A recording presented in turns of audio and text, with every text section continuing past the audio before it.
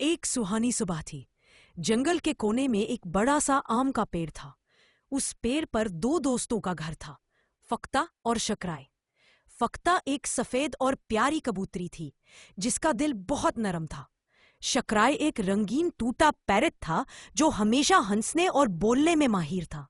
दोनों दिन भर जंगल के दोस्तों से मिलते, गीत गाते और आम खाते रहते।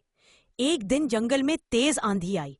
पेड़ झूलने लगा, पत्ते उड़ गए और फख्ता का छोटा सा घोंसला टूट गया। बेचारी फख्ता डरी हुई थी। उसके छोटे छोटे अंडे जमीन पर गिर गए। फख्ता रोती हुई बोली, अब मैं कहाँ रहूंगी शकराय? शकराय तुरंत उड़ा और बोला, चिंता मत कर मेरी प्यारी दोस्त, तू मेरे साथ मेरे घोंसले में रह सकती है। फख्ता ने मुस्कुराते हुए शुक्रिया कहा। दोनों मिलकर अंडे उठाए और संभाल कर नए घोंसले में रख दिए। उस रात फख्ता ने दुआ की, अल्लाह मुझे ऐसे दोस्त हमेशा मिले जो मुश्किल में साथ दे।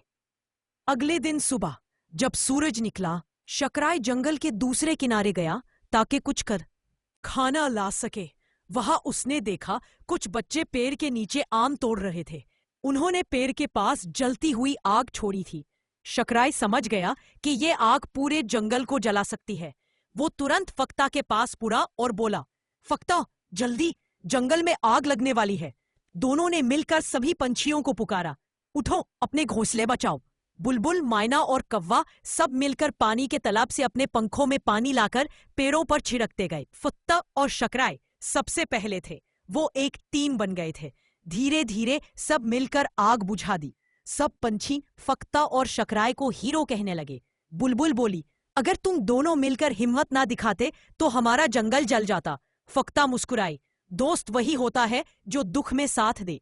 शकराय हंस कर बोला, और जो हमेशा बोलता रहे ताकि किसी को उदासी ना हो। उस दिन के बाद फख्ता और शकराय ने मिलकर नए घोंसले बनाए।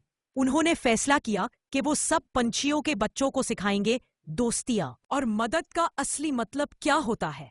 रात के वक्त जब चंद चमक रहा था, फख्ता ने हल्का सा गीत गाया, दोस्त वो जो दिल से करे प्यार, सुख हो या दुख रहे हमेशा तैयार। शकराय ने हंस कर कहा, और दोस्त वो भी जो आम बांटे बिना ना रहे।